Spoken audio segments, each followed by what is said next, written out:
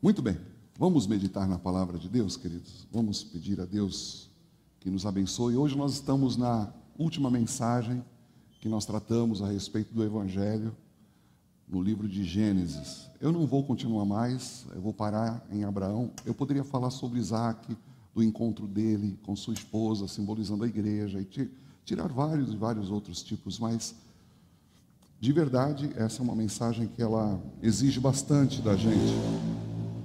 Exige bastante meditação, e isso às vezes cansa a mente da gente, sabe? Então eu vou parar aqui. Na semana que vem nós vamos começar um assunto novo, que ainda não sabemos o que é. Pode ser que a gente fale sobre os valentes de Davi, que é um assunto muito interessante. Pode ser que a gente fale sobre as dificuldades da vida, os desertos da vida. Pode ser que a gente fale sobre...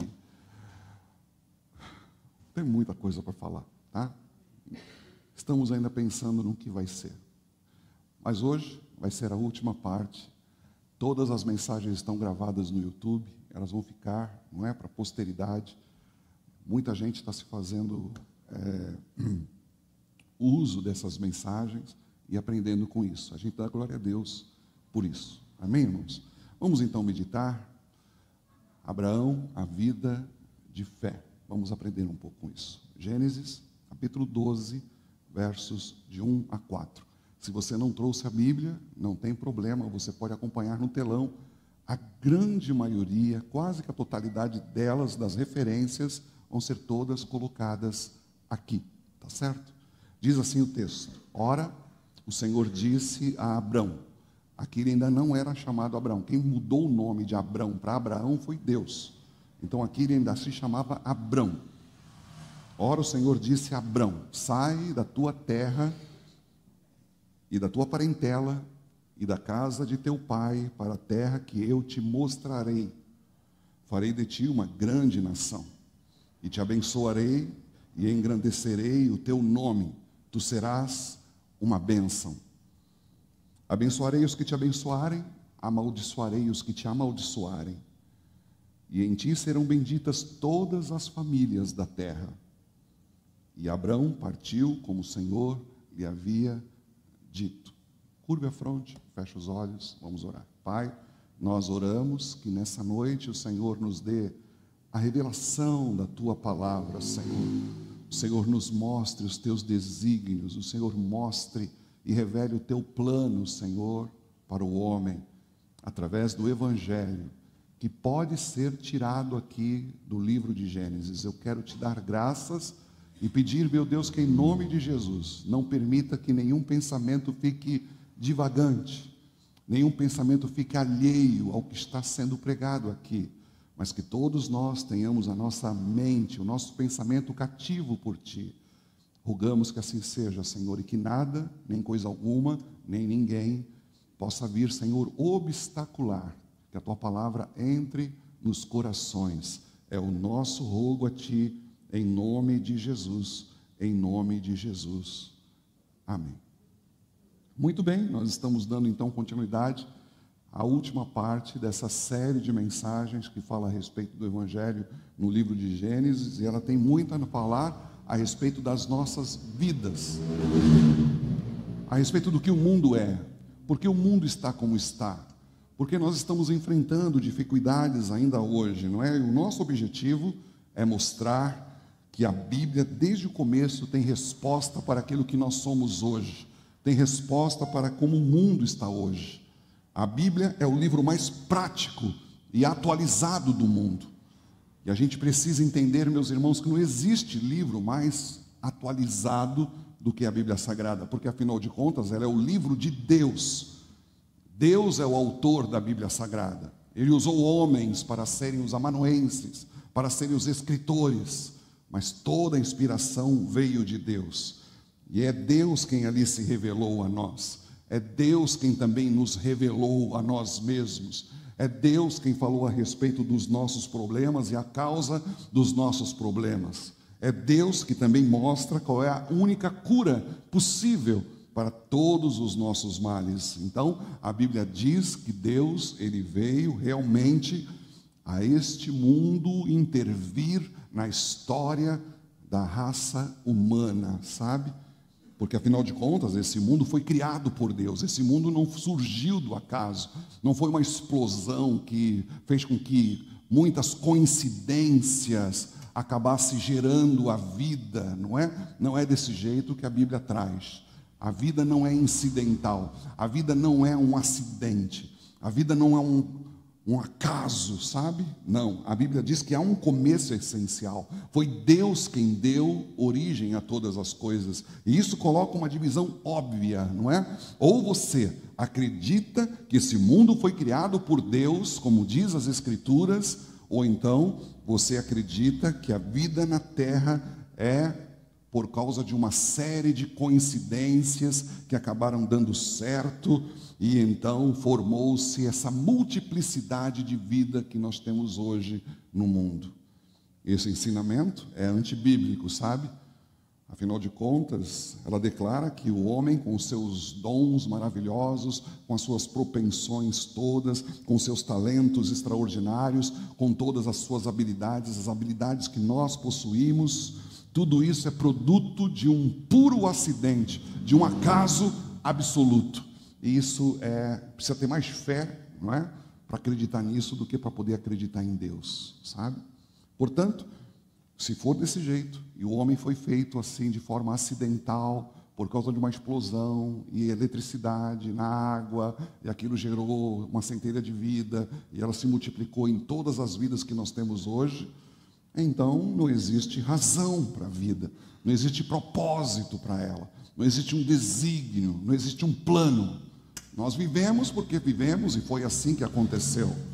Agora, a Bíblia diz, veja bem, que esse mundo foi feito por Deus, que homens e mulheres foram feitos à imagem e semelhança de Deus, e de tal maneira que eles só podem viver suas vidas na sua plenitude, viver vidas plenas, se tiverem de fato um relacionamento com Deus.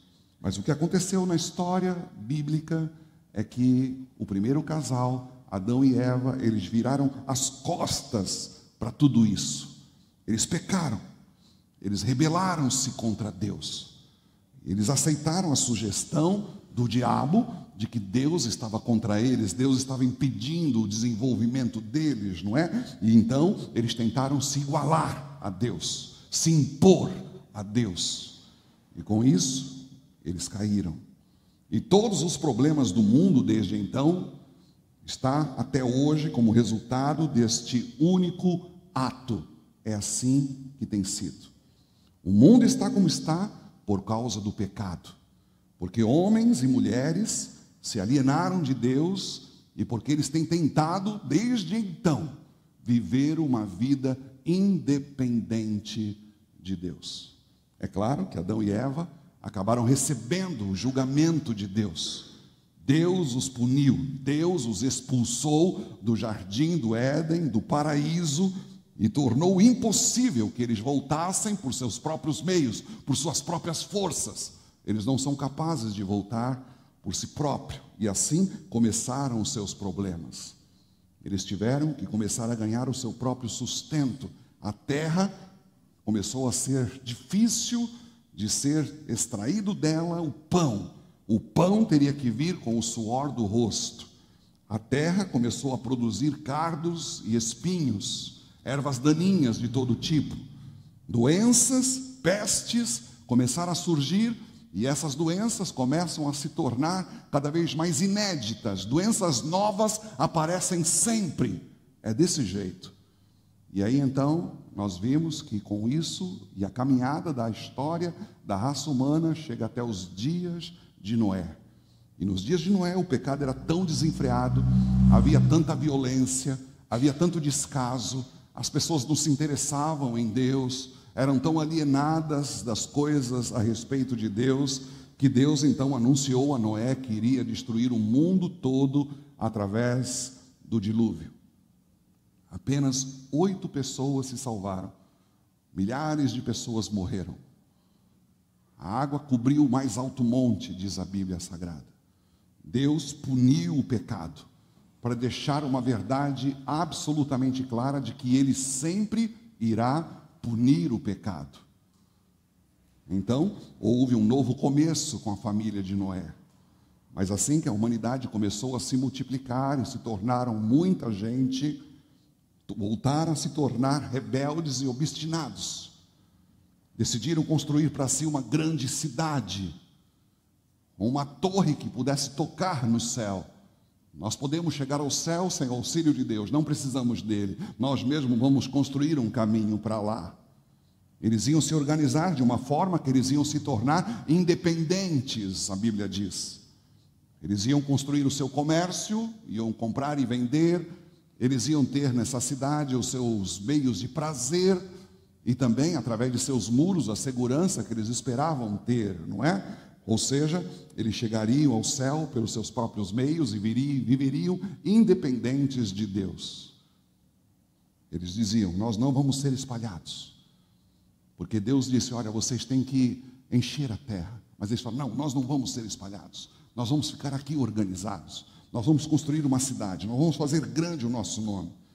E aí Deus os visita novamente e então confunde a língua deles como uma espécie de punição. Eles não conseguem se entender, eles não conseguem se comunicar, um não entende o outro, e então eles abandonaram aquela construção e se espalharam pela terra.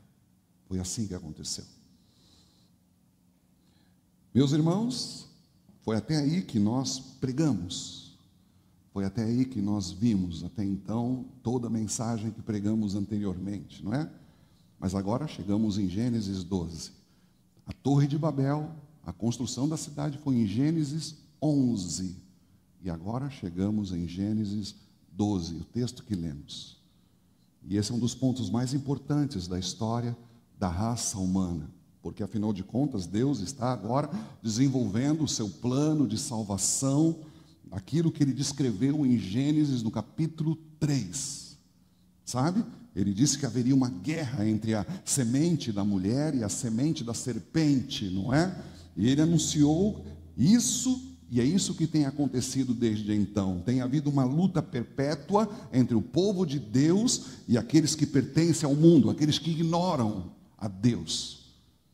Mas em Gênesis 12 é um dos pontos de virada mais importantes e vitais de todos, porque Deus, por 3 vezes, ele permitiu que a humanidade visse o que era capaz de fazer por si mesma.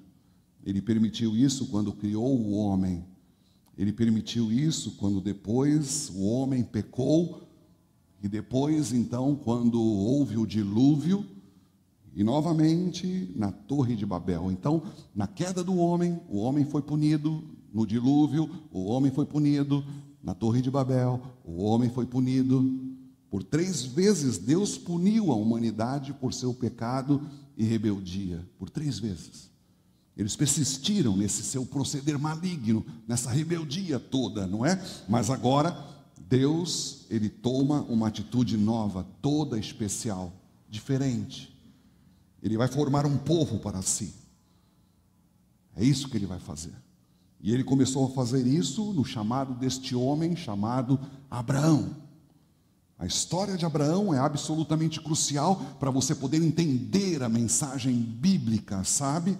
A essência da mensagem, meus irmãos, eu quero novamente deixar claro para você, é que o homem, uma vez que ele pecou, ele se colocou debaixo do poder do diabo, e ele é controlado desde então pelo diabo.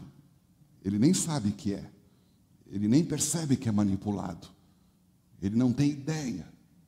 Vocês lembram? Até Pedro foi usado pelo diabo. Jesus teve que dizer para ele: para trás de mim, Satanás. Tu não cogitas das coisas de Deus, mas das coisas dos homens. Pessoas são usadas pelo diabo o tempo inteiro, e elas nem sabem que são. Mas agora Deus entrou e fez essa outra semente prosperar. Ele fez esse outro povo. Em Abraão, Deus formou uma nova nação, um povo para si mesmo, um povo separado, um povo pelo qual Deus ia prover o seu plano que ele havia prometido em Gênesis 3. Ia cumprir o propósito. Portanto, o chamado de Abraão, meus irmãos, é algo que a gente precisa entender, se a gente quiser realmente compreender a Bíblia no que diz respeito às nossas possibilidades e às nossas oportunidades. Todos nós estamos cientes da situação do mundo. O mundo está em uma reviravolta completa, não é? Os líderes não se entendem. Mas a questão é essa: nós estamos cientes de que existe uma outra possibilidade? Estamos cientes disso? O fato é que Deus está anunciando essa nova possibilidade. Um outro tipo de vida nos é possível nesse mundo. Uma outra forma de viver. Uma vida dada por Deus, uma vida em comunhão com Deus, uma vida sob a bênção de Deus. Nós vemos que a vida sem Deus vai levando a pessoa à miséria, vai levando a pessoa à turbulência, vai levando a pessoa em que ela, no final, será julgada por Deus. Mas aqui está uma vida absolutamente diferente. Essa é a vida que nos é oferecida através da mensagem da Bíblia Sagrada. Tudo isso resumido no chamado de Abraão. Sabe? Há referências, tanto no Antigo Testamento quanto no Novo Testamento. Abraão é chamado de amigo de Deus. E isso acontece tanto do livro de Isaías, como também na carta que Tiago escreveu. Ele é um homem que andou com Deus, que viveu na presença de Deus. Ele se destacou como um homem que foi um dos mais nobres de toda a história, um dos mais nobres que o mundo já teve oportunidade de conhecer. No livro de Hebreus, inclusive, diz, dos quais o mundo não era digno. O mundo não era digno de homens como Abraão. Não há personagem mais nobre, mais majestoso, mais amável do que esse homem Abraão, chamado amigo de Deus. Ele viveu uma vida maravilhosa. A questão toda, meus irmãos, é que o chamado de Abraão deve nos interessar principalmente. Por quê? Porque para nós o mesmo chamado é feito. Deus nos chama para o mesmo tipo de vida. Deus nos chama para isso. Nós podemos ser amigos de Deus. No Novo Testamento, sabe? A Bíblia coloca que Abraão é pai de todos os fiéis, todos eles. Ou seja, os cristãos são descritos no Novo Testamento como descendência de Abraão. Nós não temos a descendência genética, nós não somos hebreus, mas nós somos da genética espiritual, do DNA espiritual, do gene espiritual. Nós somos filhos de Abraão porque nós somos filhos da fé. Um cristão é alguém que fez, de fato, a mesma coisa que Abraão fez. E por isso o seu chamado é essencial. As condições são as mesmas. Em Hebreus, no capítulo 11, nos diz assim que, olhando o texto que fala a respeito de Abraão, olha, vocês devem fazer a mesma coisa. Vocês devem viver essa vida exatamente como Abraão viveu. Quando você olha Hebreus no capítulo 11, você vai ver que ele menciona Abel, ele menciona Noé, depois ele menciona Abraão. Desses todos, eles fizeram exatamente a mesma coisa, a mesma vida que Abraão teve. Essa vida é diferente, sabe?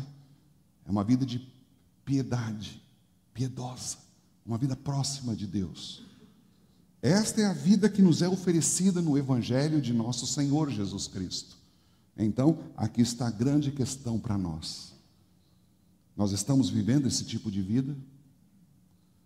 Nós estamos vendo tudo como Abraão via e enxergava? Nós temos a mesma confiança que Abraão tinha? Nós temos a mesma alegria? Nós estamos tendo experiências com Deus como Abraão teve?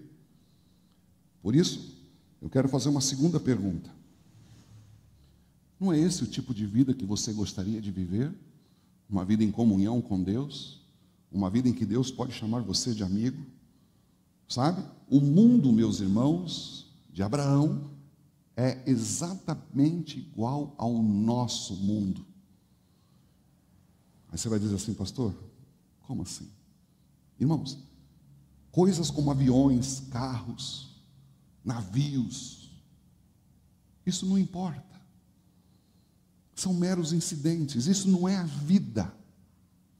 A vida é exatamente a mesma para Abraão do que é para nós hoje no século 21. A tragédia é que muitas pessoas, elas por causa dessas circunstâncias, não é? Superficiais e sem importância, imaginam que a vida hoje é muito diferente daquela nos dias de Abraão. E não é. Não é. As pessoas acham monstruoso dizer assim: como é que só pode dizer que a vida é idêntica como nos dias de Abraão, pastor? Ora, é certo, Abraão não tinha carro, Abraão não podia voar em um avião, ele não sabia nada do átomo, não é? Ele não tinha computador. Mas o que é a vida? O que é a vida? No momento em que você responde essa pergunta, você descobre que não existe mudança nenhuma entre os tempos em que Abraão viveu e os tempos em que nós estamos vivendo hoje. A única diferença é que Abraão, ele não fazia as coisas na mesma velocidade que nós. Ele não tinha e-mail, ele não tinha WhatsApp. Mas mesmo nós tendo tudo isso e fazendo tudo muito mais rápido, nós não temos tempo. Já percebeu isso? Bom, o que as pessoas faziam na época de Abraão? Elas comiam, elas bebiam, elas faziam amor, elas guerreavam. A única diferença é que Abraão viajava ou a pé ou de camelo e nós viajamos de avião. É a diferença. Hoje nós corremos que nem um doido, de um lado para o outro, e por causa disso a gente se sente superior. Mas se você ler a história de Abraão, você vai ver a vida moderna como é hoje. A mesma coisa. Você vai ver que as pessoas cobiçavam a mulher de Abraão como as pessoas cobiçam as mulheres dos outros hoje, do mesmo jeito. Eles tinham medos como nós temos medo. Eles eram cheios de ciúmes como nós somos cheios de ciúme. Eles tinham ódio no coração, como as pessoas têm ódio hoje. Isso acontece hoje, não existe nenhuma diferença. Nada. Nós temos as mesmas circunstâncias nesse mundo, as mesmas dificuldades, sabe? Eles tinham problema de relacionamento e nós temos problemas de relacionamento. No entanto, aqui está um homem que se destaca na história. Ele superou tudo, ele viveu como um gigante, ele viveu como um nobre, amigo de Deus. E essa é a vida para se viver. Então, como que a gente pode viver uma vida assim? De que jeito, não é? Bom, se você seguir a história desse homem chamado Abraão, é isso que você vai encontrar. Abraão vivia em uma terra pagã. Ele foi criado como um pagão. Ele era um idólatra. O povo aonde Abraão morava, como ele também, adorava uma multiplicidade de deuses. E lá estava ele vivendo como os demais, adorando deuses estranhos, deuses pagãos. No livro de Gênesis, então, no capítulo 12, versículo 1, que nós lemos já, diz assim: Ora, o Senhor disse a Abraão: sai da tua terra e de entre a tua parentela e da casa de teu pai, para uma terra que eu te mostrarei. Deus falou com ele, Deus o chamou, e é sempre, de forma invariável, o primeiro passo, sabe? Examine a Bíblia e você vai encontrar em todos os lugares Deus chamando os homens. Você vai ver isso tanto no Antigo Testamento quanto no Novo Testamento. Pegue qualquer biografia de qualquer santo e você vai ver, meus irmãos, que isso está lá na história deles. Você os encontrará todos dizendo da mesma forma: lá estava eu, vivendo a minha vida, fazendo tudo o que os outros faziam, e quando de repente, ou então gradualmente, eles começaram a se sentir perturbados, eles começaram a se sentir chamados, eles começaram a ouvir a voz de Deus por diversas coisas e de diversas maneiras. Abaixa um pouquinho só.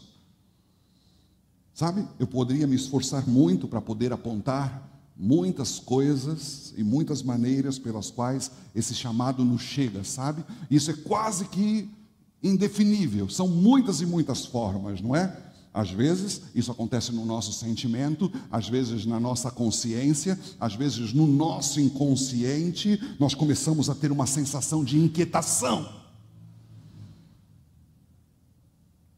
Nós vivemos um certo tipo de vida que a gente acha que está sendo maravilhosa, está tudo indo muito bem, a família está indo muito bem, está tudo muito legal, você tem os seus jantares, os seus almoços, com toda a família reunida, todos rindo, todos os outros também vivem da mesma maneira, se espera que a vida continue assim para sempre, mas de uma forma ou de outra nós começamos a sentir que nós não estamos bem. Não é tão maravilhoso como nós pensávamos que era. Parece que não sentimos o mesmo entusiasmo, nem a mesma emoção. Essa vida começa a perder o seu encanto. A gente já não tem mais aquele mesmo prazer. Nós começamos a questionar, afinal de contas, o que está acontecendo? Nós não sabemos porquê, mas esses pensamentos começam a surgir na nossa mente. O que é isso? É o chamado de Deus. Ele colocou ideias diferentes na nossa mente. Ele vai criando essa perturbação, sabe? E você começa a fazer perguntas que você não fazia antes. Seu mundo começa a ser abalado, algo começa a acontecer. Ou então, isso acontece por meio de circunstâncias. Pode acontecer por meio de um acidente. Pode acontecer por meio de uma doença. E de repente você começa a pensar em coisas que você antes nunca pensava. Pode acontecer por meio de uma decepção, uma traição, um abandono. Pode ser através de uma perda empresarial, de dinheiro, ou pode ser a perda de um ente querido, alguém muito próximo a você que você amava. Há mil maneiras de isso acontecer, mas o importante é que aconteça. O curso regular dos nossos dias é perturbado. De repente, as coisas mudam. Você é interrompido. Você é obrigado a se questionar e fazer perguntas. Foi o que aconteceu com Abraão. Sabe? Deus nem sempre fala com uma voz audível. E hoje, raramente isso acontece, porque nos tempos modernos hoje, nós temos a palavra de Deus. Os oráculos divinos. Mas Deus fala conosco, como indiquei, muitas vezes no inconsciente, por meio dos eventos e circunstâncias, e isso está completamente fora do nosso controle. Quantos homens e quantas mulheres que conheço diriam para mim que teriam continuado dessa mesma forma e nesse mesmo tipo de vida, se algo não tivesse acontecido, alguma coisa que mudou o curso de suas vidas. Através das circunstâncias, ou do que eles chamam do acaso, a palavra de Deus, a voz de Deus, chegou até eles. O chamado de Deus chegou a muitos por meio da própria Bíblia Sagrada. Existem pessoas que às vezes foram criados num ambiente religioso, sempre tiveram a Bíblia em casa. Você pode ter lido a Bíblia milhares de vezes e você nunca entendeu nada e nunca enxergou nada de interessante nela, não é? Mas, de repente, um dia, a palavra de Deus parece que se destaca, parece que está falando com você diretamente, é só você e ela, uma palavra pessoal tirada das Escrituras Sagradas. Ou o chamado pode vir também com alguém pregando a palavra de Deus, como eu estou fazendo hoje aqui. Pode vir através da letra de um hino, uma canção cantada. Pode ser vago, pode ser indefinido, não importa. O importante é que o homem ou a mulher que vive um certo tipo de vida ouça a palavra de Deus, ouça o chamado de Deus. Eu acho que você sabe o que eu estou dizendo. Você sabe o que é ser infeliz por causa da sua vida, não é? Não enxergar nela felicidade ou alegria. Você sabe o que é parar e questionar a si mesmo. Você começa a ter uma crise existencial. Talvez você já tenha deixado a juventude, você está agora num momento de meia-idade, você vê a vida se encurtando, as rugas chegando, você se olha no espelho e você percebe que você já não é tão jovem como você era antes, e você percebe que o fim pode chegar a qualquer momento, você já não tem tanto tempo de vida assim, não é? E você começa a pensar no que vai ser depois disso.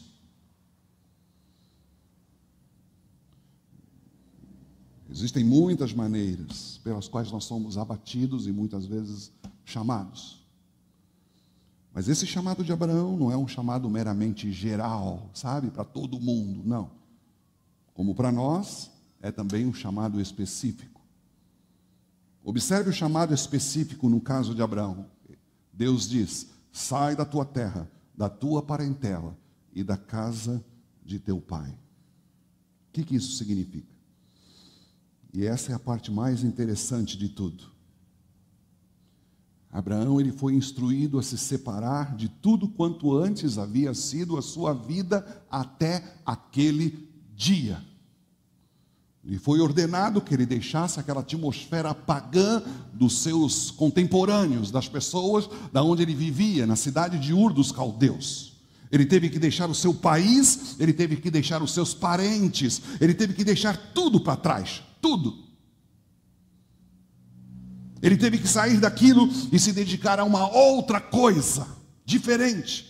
E veja que interessante, meus irmãos, é que esse relato segue diretamente o texto de Gênesis 11, daquelas pessoas que estavam construindo uma cidade e a sua torre de Babel. Ao tipo de vida em que Abraão foi criado. Abraão foi criado nesse modo de vida independente, autossuficiente, uma vida em que as pessoas constroem uma cidade e uma suposta civilização para desenvolverem o seu comércio, desenvolverem o seu prazer, desenvolverem a sua segurança, a suposta civilização. Vocês se lembram? Na semana passada, essas palavras que foram ditas por aquela civilização que levantou a Torre de Babel. Nós vamos fazer para nós um nome. Eles assaram tijolos, uniram com argamassa, com betume. A cidade deveria ser uma cidade que deveria durar para sempre. E sabe, eles iriam se estabelecer para viver nesse mundo. E eles não consideravam Deus. Deus não era necessário. Deus não precisava estar entre eles ou perto deles. Eles planejavam viver uma vida urbana autossuficiente, sem necessidade de Deus, e fazer um nome grande para eles mesmos. Mas Abraão foi chamado para fora desse tipo de vida. Abraão, eu não quero você aí, eu não quero você nesse tipo de pensamento. Em outras palavras, o chamado específico que vem a cada um de nós é o chamado ao arrependimento. Abraão deveria olhar o tipo de vida que ele estava vivendo, que não tinha nada a ver com o tipo de vida que Deus lhe estava oferecendo, e ele deveria abandonar esse tipo de vida. E é isso que a Bíblia chama de arrependimento, é isso que a Bíblia chama.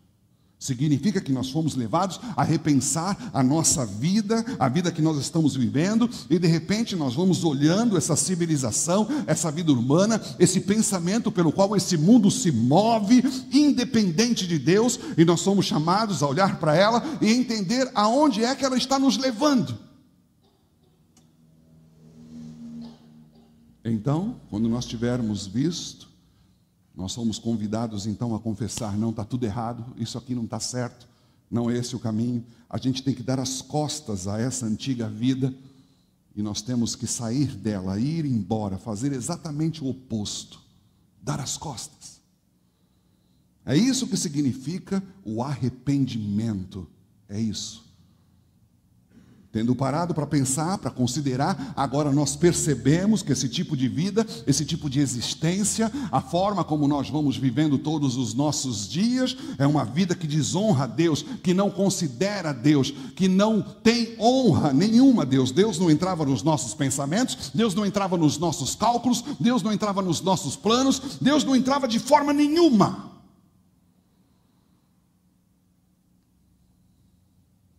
Nós mesmos tínhamos criado aquela vida, nós a fabricamos, é desse jeito que nós queremos ver, nós estávamos interessados em nós mesmos, nós estávamos nos glorificando. Olha aqui a minha casa que eu construí, olha aqui o meu negócio, olha como está indo bem, olha só que beleza, tudo isso eu consegui pelo meu esforço, tudo isso eu consegui pela minha habilidade. Nós vamos nos transformando-nos em deuses,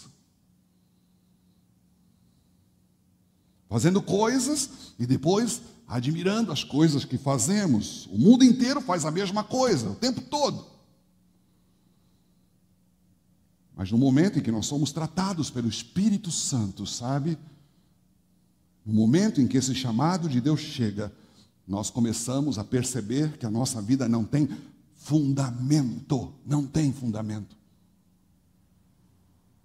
Nós vemos que uma vida transitória, evanescente, passageira, não é durável. Podemos ver que aquilo que nós considerávamos tão sólido, tão cheio de base, não é exatamente o que é. As civilizações, elas vêm e vão. E nós mesmos, meus irmãos, todos nós, em qualquer caso, nós em breve nós vamos ter que deixar tudo para trás, tudo. Um dia nós vamos deixar tudo para trás. E então começamos a pensar, qual é a base da minha vida? Não tem base nenhuma. Nós temos vivido para as coisas que não podem nos satisfazer, que não têm valor eterno. E então começamos a ouvir esse tremendo chamado de Deus e começamos a sair de tudo isso e reconhecer a nossa pecaminosidade. Pensamos na loucura em que as pessoas estão fazendo, vivendo nesse mundo completamente alienadas de Deus, Deus que as criou, Deus que as sustenta, mas que também vai castigar o pecado. E de repente, despertamos.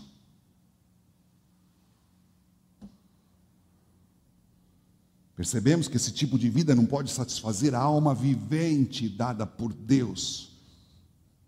Que viver afastado de Deus sempre vai levar à incerteza, a dúvidas, a confusão, a infelicidade, miséria, ciúme, orgulho, inveja, malícia.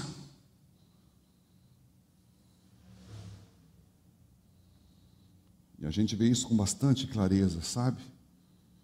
Nós vemos agora que toda a causa do nosso problema é por causa não que a vida foi construída de uma forma certa, mas justamente pelo fato de que nós não baseamos as nossas vidas em Deus. E então nos voltamos para Deus, nós confessamos tudo, nós admitimos a nossa tolice, o nosso fracasso, nós admitimos, meus irmãos, a nossa arrogância, a nossa rebelião, nós reconhecemos que nada nós merecemos além da punição mesmo.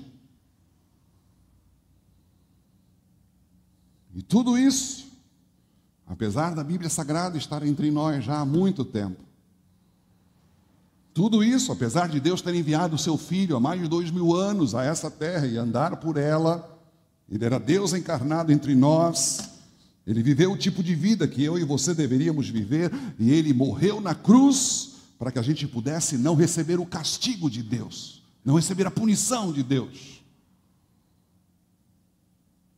E aí nós percebemos que todo esse tempo, nós éramos ignorantes e cegos, tateando na vida. Reconhecemos que tudo isso, meus irmãos, e aí então nós clamamos a Deus. Nós clamamos por misericórdia, clamamos por compaixão, nós agradecemos a Deus pelo fato de nós termos sido despertos por Ele, de que o véu tenha sido tirado e de que a gente pudesse enxergar e ouvir esse chamado.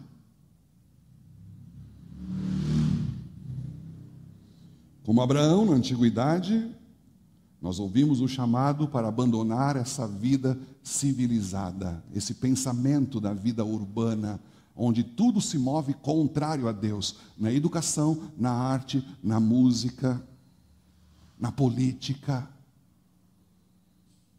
em todos os aspectos que esse sistema ergue os seus braços, que são braços manipuladores do diabo. E então o que acontece?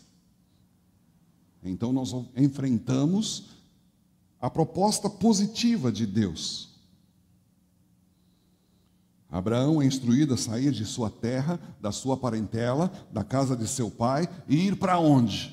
Para onde é que ele tinha que ir? Diz o texto: para a terra que eu te mostrarei, e farei de ti uma grande nação, e te abençoarei e engrandecerei o teu nome, e tu serás uma bênção. Uma bênção.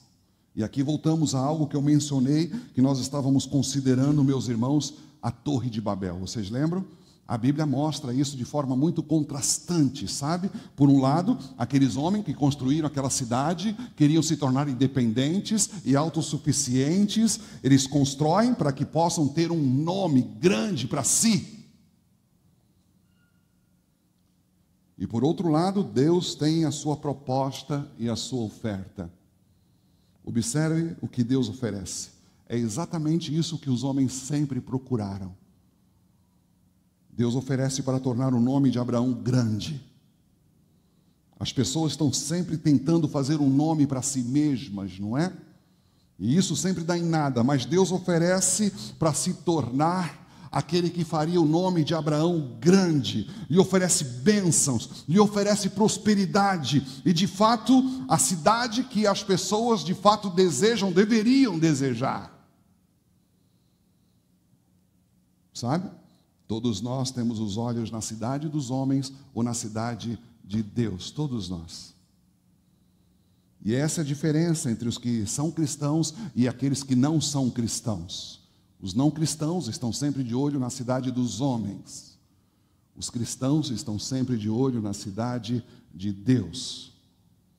É tudo uma questão de que se nós mesmos estamos tentando nos tornar grandes, ou se nós percebemos que é Deus quem pode nos dar grandeza e nos adotar na sua família.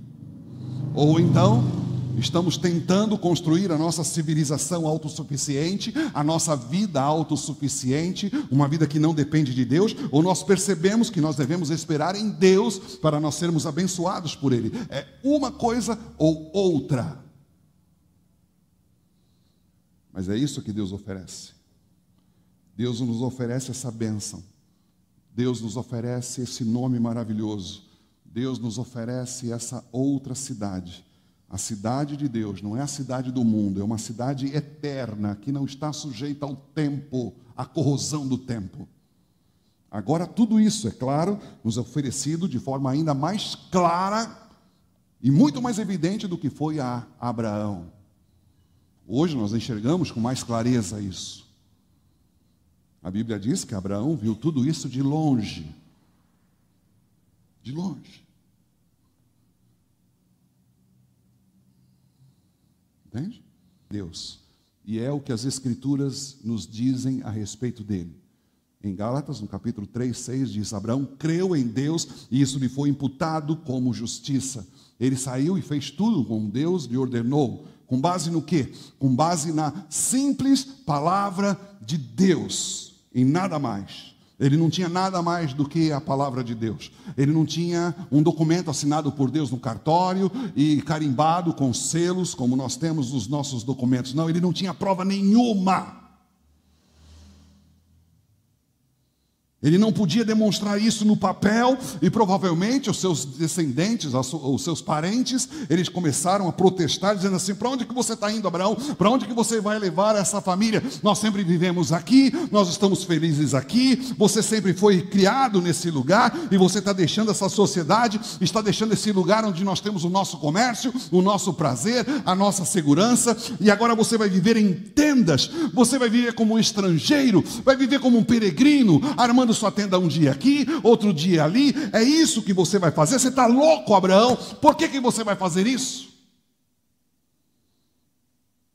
Como é que você pode provar que foi Deus que falou com você?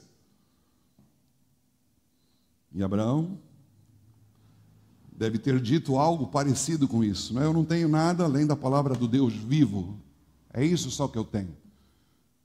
E eu estou pronto para poder agir de acordo com aquilo que Deus disse que era para eu fazer. Só isso. Ele creu inteiramente, e somente porque Deus o chamou para isso, sabe? Fé significa crer na palavra de Deus. Fé é isso. Significa que eu creio naquilo que Deus diz sobre mim, sobre o mundo, sobre a minha vida. E qual que é a minha visão dessa vida? A minha visão dessa vida é aquela que eu tenho pelos jornais, é aquela que eu tenho pela televisão, é aquilo que eu tenho pelos noticiários. Aonde que eu baseio a minha vida? É naquilo que o homem diz ou é naquilo que a Bíblia diz?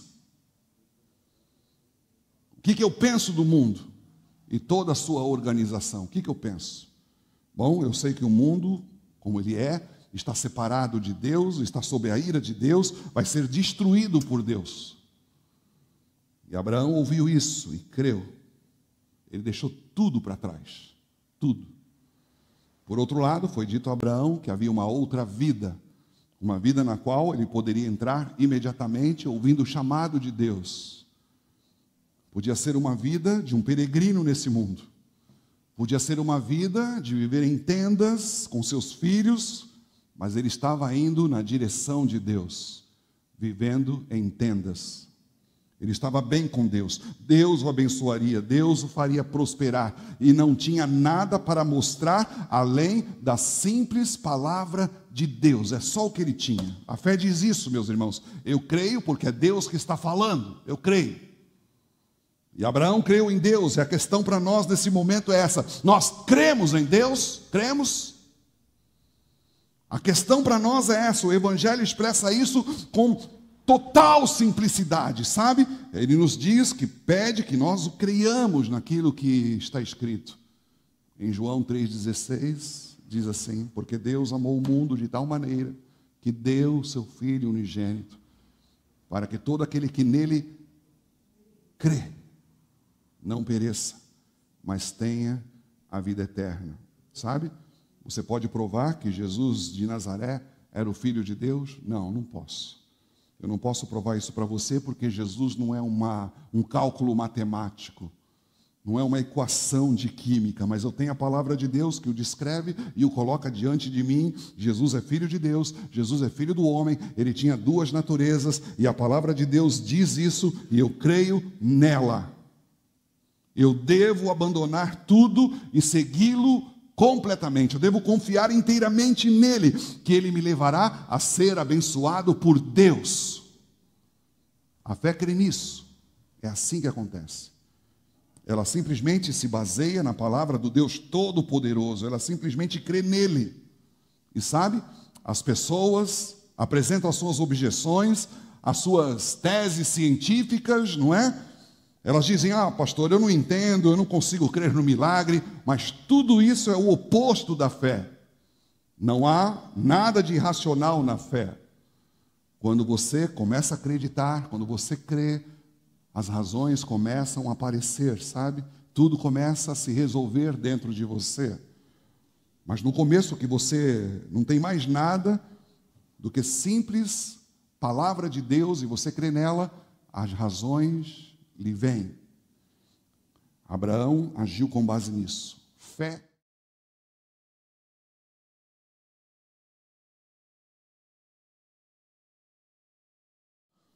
Que maneira maravilhosa as Escrituras expressam quando nós lemos em Gênesis 12, versículo 4. Diz assim: e assim Abrão partiu como o Senhor lhe havia dito. Saiu do seu país, do meio da sua parentela, da casa de seus pais. Ele fez o que o Senhor lhe havia dito. Agiu de acordo com a palavra de Deus. Creu e partiu. E sabe, essa é uma das declarações mais magníficas que nós temos da palavra de Deus. Em Hebreus, no capítulo 11, 8, diz o texto que ele saiu sem saber para onde ia.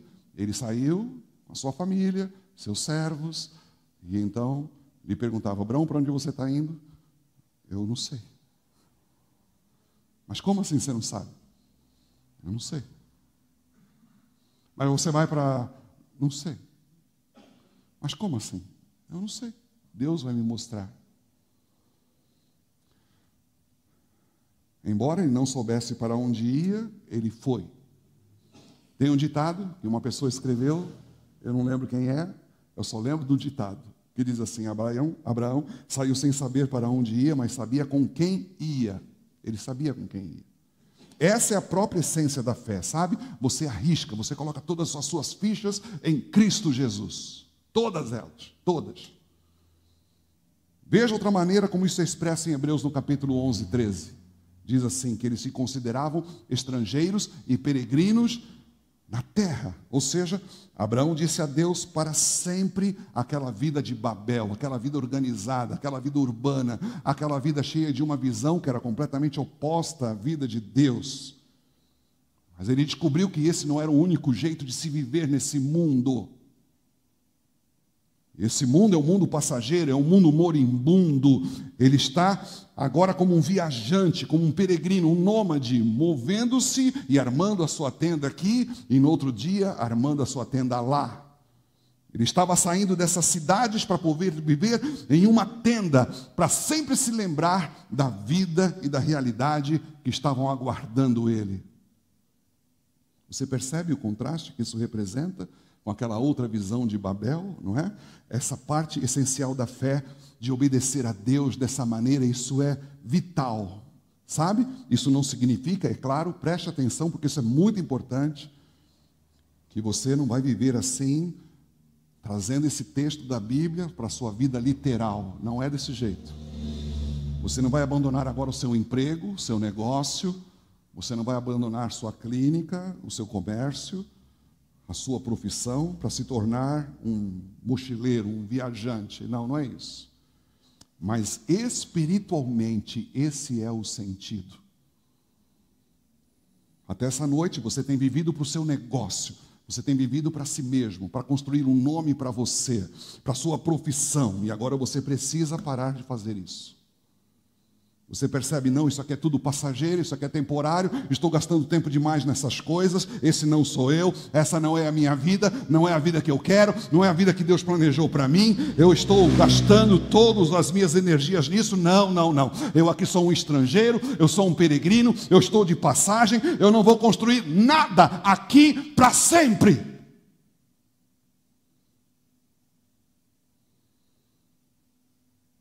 E ao invés de evitar ao máximo os pensamentos de morte, de sepultura, os quais os homens na vida hoje, eles não querem ouvir isso, né? Quando você começa a falar a respeito de morte para as pessoas, ai, para com isso, que assunto chato, não, não, eu não quero ouvir essas coisas agora não.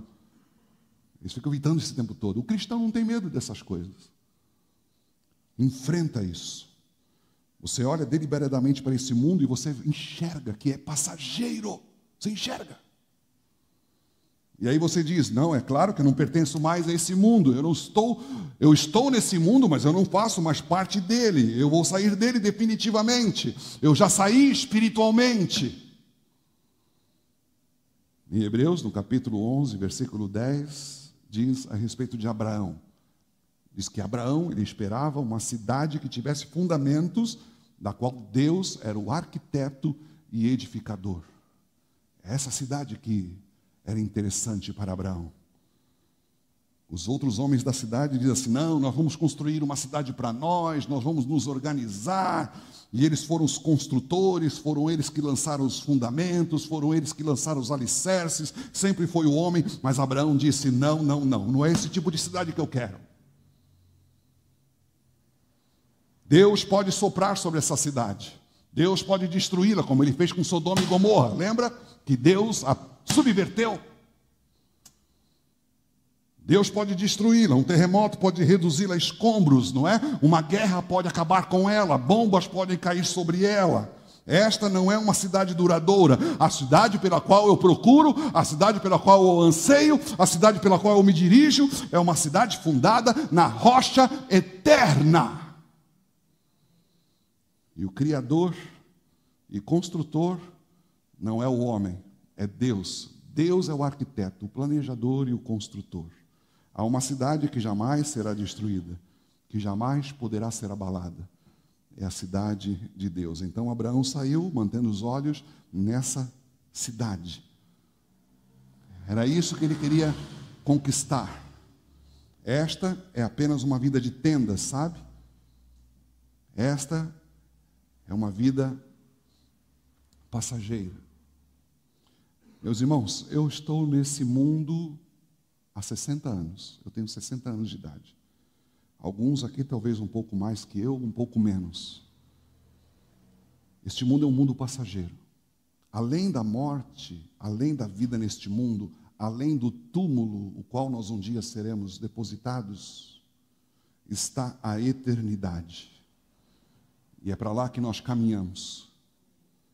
A vida na terra é apenas uma escola preparatória. Nós estamos hoje aqui e amanhã não estamos mais.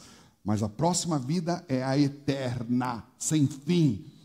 E ela será maravilhosa se você vivê-la ao lado de Deus, em relacionamento com Deus, se você cultivar esse relacionamento aqui.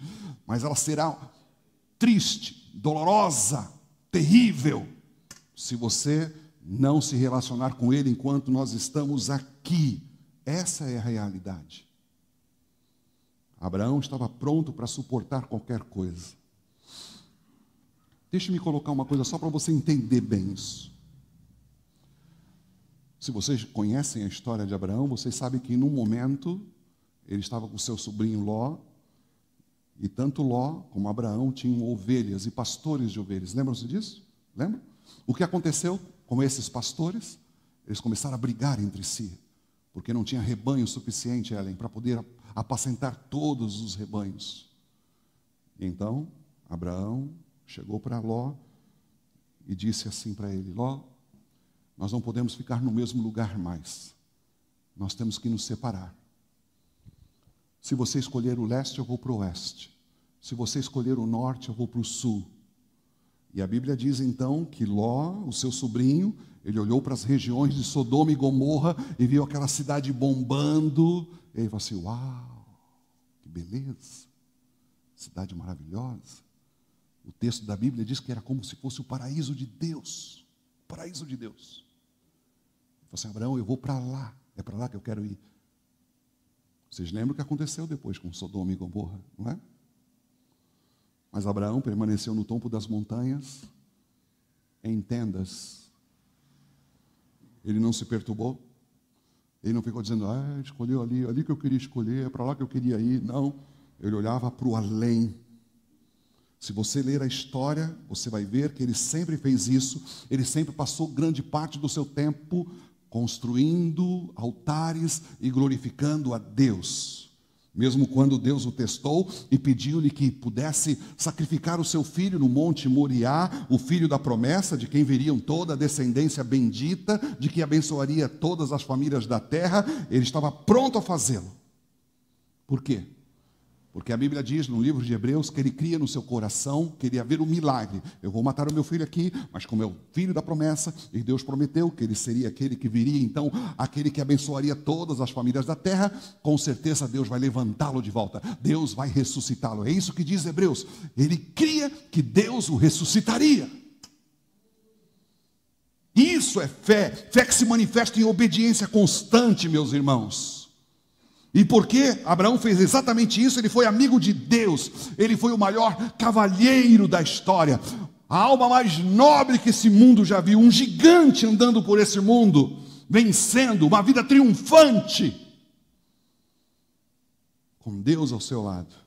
Por isso, meu irmão, embora você esteja vivendo muitos séculos depois de Abraão, você não gostaria de viver como Abraão viveu?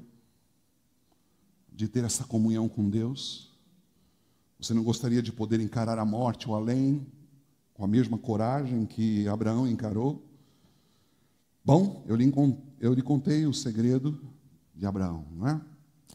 Creia naquilo que Deus diz, creia que a vida é como a Bíblia diz que é, creia que o mundo é como a Bíblia diz que é, e separe-se desse mundo, saia dele.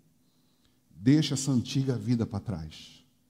Essa forma como você vem construindo seus pensamentos o tempo todo, ela nunca vai satisfazer você para sempre, mas vai levar você à miséria. E no final, ao julgamento da parte de Deus, que será terrível para aquele que não crê em Cristo, para aquele que virou as costas para Ele. Por isso ouço o chamado de Deus para seguir a Jesus Cristo. Porque através de Jesus Cristo, Deus perdoa os seus pecados e a sua loucura. Cristo suportou o castigo pelos seus pecados e Deus lhe concede o perdão gratuito por meio de Jesus Cristo. Ele vai dar a você um novo nome, Ele vai dar a você uma nova vida. Ele vai dar a você uma herança, e Ele vai dar a você uma cidade. E Ele mesmo, Jesus, Ele vai guiar você pelas sendas da morte, até a cidade eterna, onde nós vamos desfrutar de toda a alegria e bem-aventuranças que Deus prometeu para nós. Você crê nisso? Coloque-se em pé, vamos orar.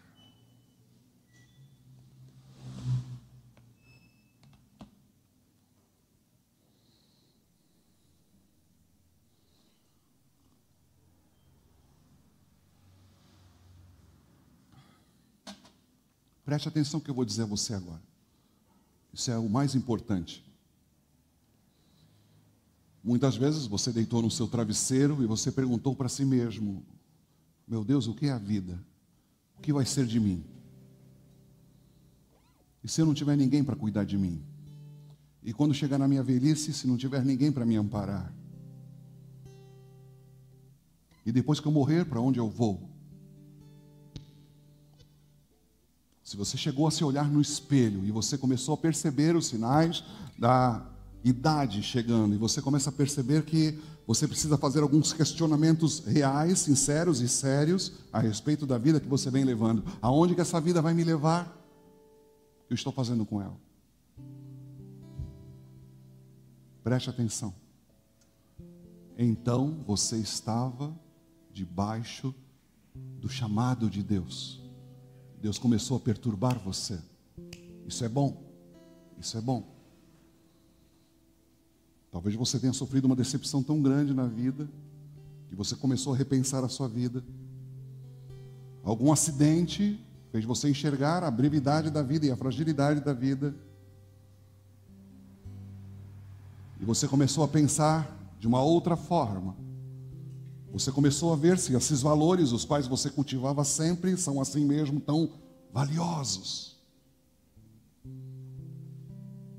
É o chamado de Deus.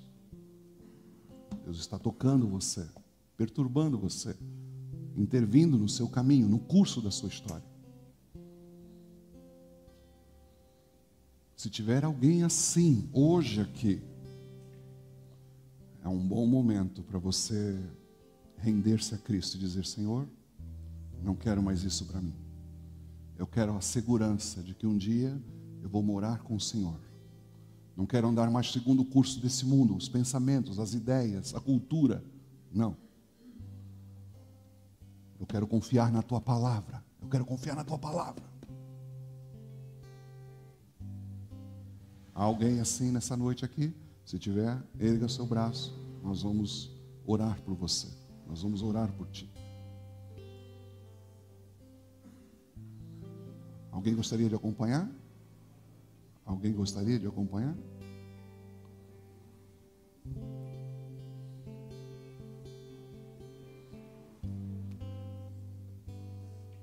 Mais alguém? Alguém gostaria? Dizer: pastor, Deus está me chamando hoje pela pregação que o Senhor está fazendo. São várias formas, não é? Talvez você tenha tido esses sinais e essas circunstâncias, mas você nunca percebeu que era Deus tocando você de alguma forma. E é isso que acontece.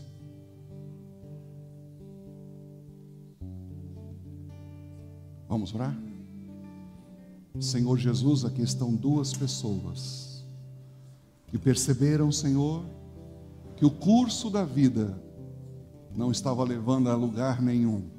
Perceberam que a vida deles não tem fundamento, que estão construindo somente para o agora, o presente, para esse mundo. Mas como Abraão, nós queremos, meu Deus, ter a nossa fé na cidade eterna. Nós queremos entregar a nossa vida a Jesus Cristo agora. Nós queremos dizer que nós vivíamos alienados de Deus, sem pensar em Deus, desprezando a Deus. Deus não estava nos nossos planos, Deus não estava nos nossos caminhos, Deus não estava nas nossas mentes e pensamentos. Deus não tinha lugar na nossa vida, mas agora nós queremos nos abrir para isso. E nós cremos que Deus se interessou tanto por mim, que enviou Jesus para que eu pudesse ser salvo, para que eu pudesse ter vida eterna. Se eu partir desse mundo hoje, eu sei que eu vou estar ao lado de Deus, porque é Cristo quem me conduzirá às mansões celestiais. Eu quero te louvar por isso, Senhor, em nome de Jesus. E eu te peço que o Senhor, por favor, confirma no coração desses meus irmãos a tua palavra, Senhor, e a salvação que o Senhor está proporcionando a eles hoje, nesse momento, em nome de Jesus, em nome de Jesus. Amém.